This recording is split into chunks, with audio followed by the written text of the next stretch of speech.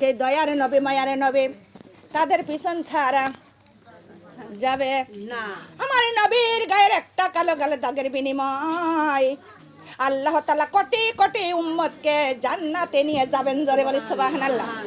হে দুনিয়ার মা বোন গো, নবী যে যে বেশি ভালোবাসবে সে বেশি বেশি জান্নাতের টিকিট পাবে।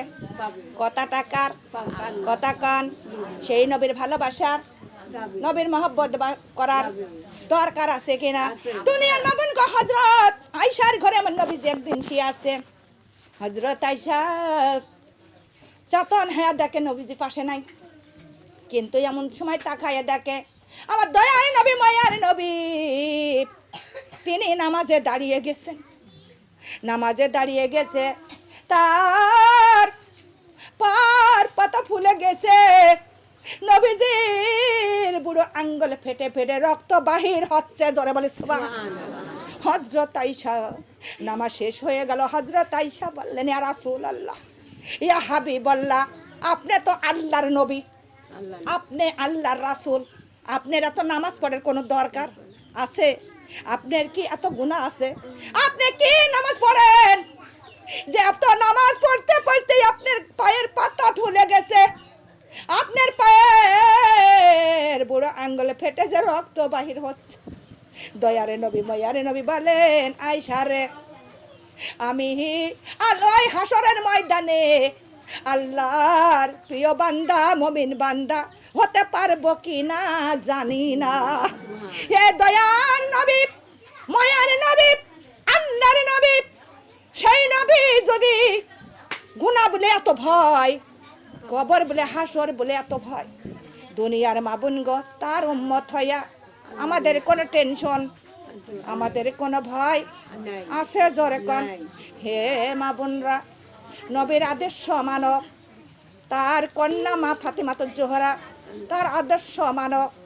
সে 3 দিন 4 দিন অনাহারে থাকতো, তাও কোনোদিন নামাজ ত্যাগ করেছে? কথা কর, পর্দার ঘর খেলাপ করেছে? করে নাই। কিন্তু মা ফাতেমা যদি একটা খেজুরও যদি ঘরে থাকতো, কিন্তু যদি একটা ভিক্ষুক আসতো, সেই খেজুরটুকু সে দান করে দিত জোরে বলে সুবহানাল্লাহ। আলহামদুলিল্লাহ আলহামদুলিল্লাহ। তাহলে আমাদের দান করা শেখাইছে কে?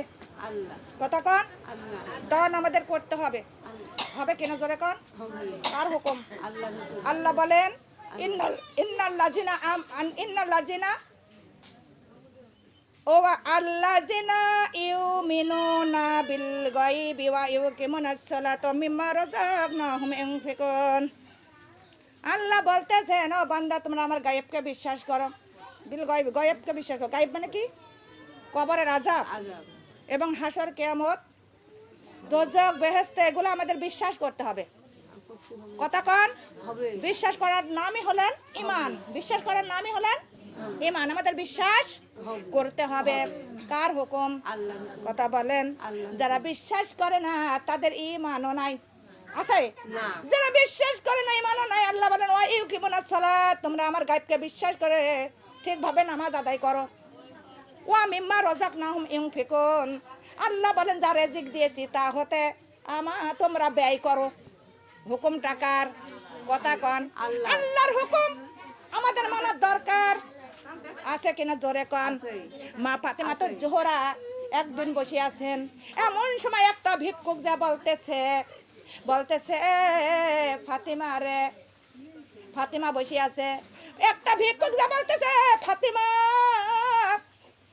তোমার যদি একটা জামা থাকে আমার একটা জামা দাও। কিন্তু মা ফাতেমার ঘরে কোনো ভালো জামা আছে? কথা কন, কিন্তু একটা জামা দিয়েছিলেন আমার রাসূল, কন্যার দিয়েছিলেন একটা পছন্দ মতো একটা জামা। হযরত মা ফাতেমাতুজ জোহরা সেই বাবার দোয়া পছন্দ সেই জামাটা সে ভিক্ষুকের দান করে দিল জোরে বলে সুবহানাল্লাহ। হযরত আলী বললেন ফাতিমা রে, এই পছন্দের মতো জামাটাই তুমি দান করে দিলে, এইটাই তো তোমার খুব পছন্দের জামা ছিল। হযরত ফাতেমাতুজ জোহরা বললেন পছন্দ দান করতে হবে, পছন্দ মতোই করতে হবে। ওই জান্নাতের মধ্যে আল্লাহ তাআলা পছন্দ মতোই দান করবেন। জোরে বলে সুবহানাল্লাহ। হযরত আয়েশা একদিন একটা ভিক্ষুকের কয়েকটা খেজুর দান করলেন। আল্লাহর নবী বলতেছেন, আয়েশা রে, তুমি ওই খেজুর কি গুনে গুনে দান কয়টা দান করলে? বলে 5টা। বলে হযরত আয়েশা রে, তুমি কি খেজুর গুনে গুনে দান করেছো? বলে হ্যাঁ, এই কয়টা আমি দিছে। আল্লাহর নবী বললেন, আয়েশা সাবধান, আজ যা দিয়েছ কিন্তু দান করতে গেলে কোনোদিন গুনো না। কেননা গুনে যে দান করে হাসরের ময়দানেও আল্লাহ তার গুনে গুনে নেকি দিবে। কিন্তু তুমি মুঠ ভরে গেরো ভরে দান করবে রে আয়েশা, কাল কিয়ামতে হাসরের ময়দানে আমার আল্লাহ গেরো ভরে ভরে নেকি দান করবে। জোরে বলেছে। দানের এত ফজিলত, কিন্তু একটা ধূপার গল্প শুনেছেন? ধূপা তো কাপড় কাছে কি করে? কাপড় কাছে, নদীতে কাপড় কাছে, এর কাপড় ওকে বদলাইয়া দেয়। কিন্তু এর কাপড় ওর দেয়, ওর কাপড় ওর দেয়। কিন্তু সমস্ত একরুত্ব হইয়া সমস্ত লোক তারা চলে গেল ঈসা নবীর কাছে। ঈসা নবীর জামানায় ঈসা নবীর কাছে যা বললেন, আল্লাহর নবী, আমাদের আর ধূপার কাজ আর সহ্য নেই না, কেন, কি হয়েছে? তখন যুবকরা বলতেছেন, হে আল্লাহর নবী সাহেব, কিন্তু আমরা ওই ধূপার কাছে কাপড় কাচতে দিই, কিন্তু এর কাপড় ওর দেয়, ওর কাপড় ওর দেয়, আমাদের আর সহ্য নেই না। কিন্তু আল্লাহর নবীর কথায় আল্লাহ সঙ্গে সঙ্গে দোয়া কবুল করে কি না? ওরে বদদুয়াও কবুল করে, নেকি দোয়াও কবুল করে। কিন্তু তখন যুবকরা বলতেছে, আপনি আল্লাহর কাছে দোয়া করেন ধূপার যেন মরণ হয়। কি হয়? মরণ যেন হয়। ঈসা নবী আল্লাহর কাছে দোয়া করলো, আল্লাহর সঙ্গে সঙ্গে দোয়া কবুল করলো।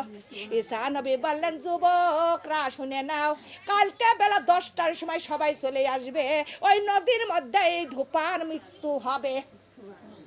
এই কথা ঘোষণা যখন দিলেন, সমস্ত যুবকরা বাড়িতে চলে গেল। বাড়িতে যাইয়া তখন রাত পোয়া গেল।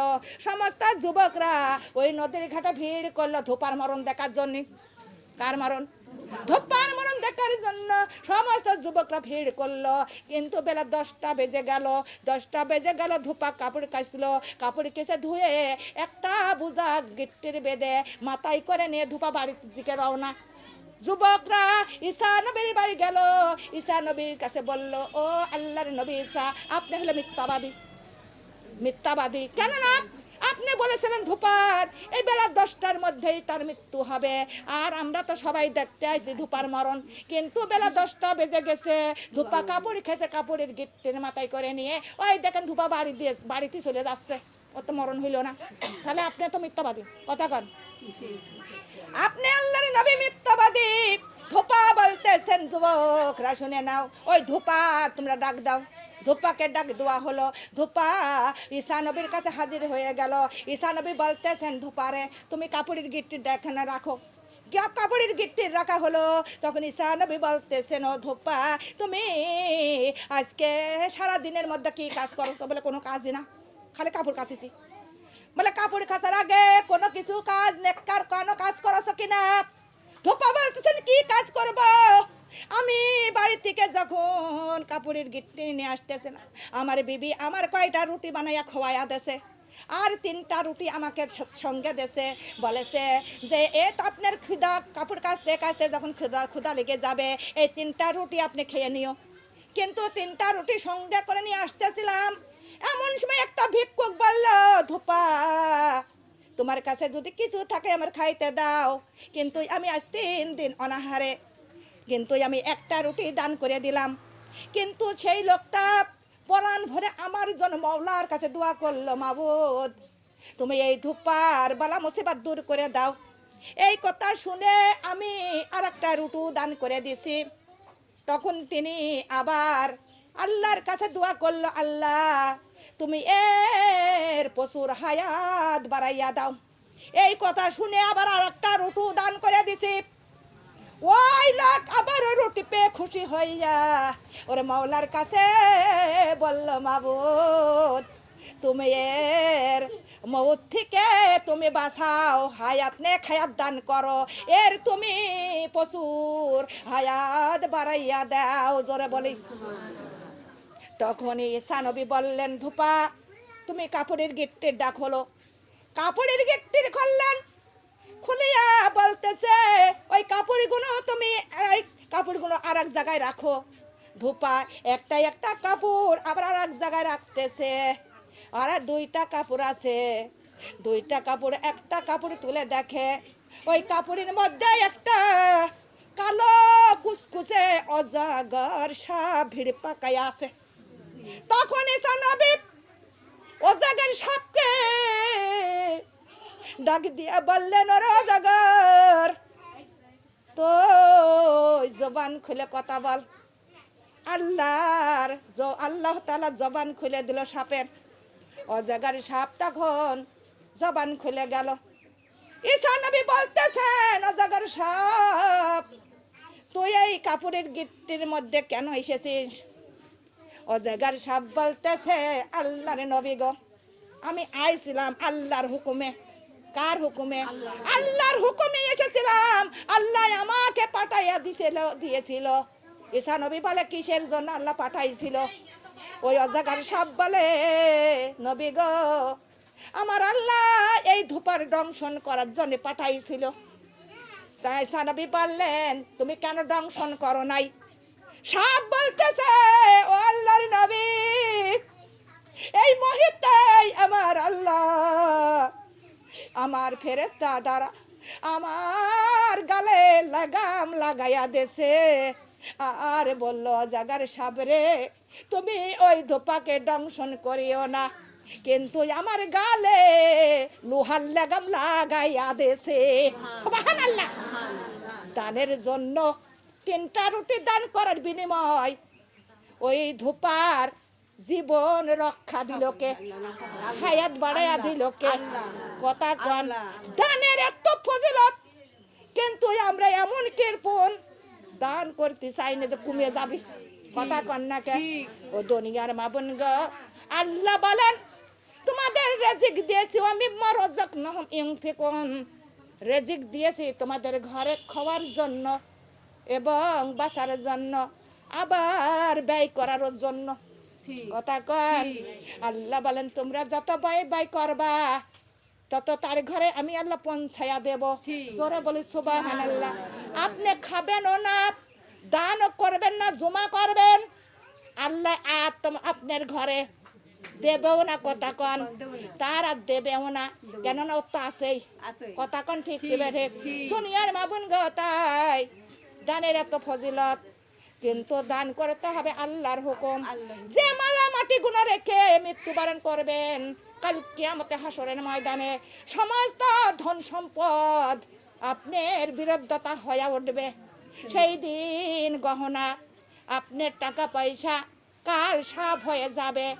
আপনার কপালে ওই লোহিক গরম করে ওই কপালে দাগ দিতে থাকবে, ওই গহনা পাতি অজগর সাপ হয়ে যাবে, পেছন দিয়ে বান্ধে বান্ধে সেই দিন দংশন করতে থাকবে, শিক্ষার মারবে।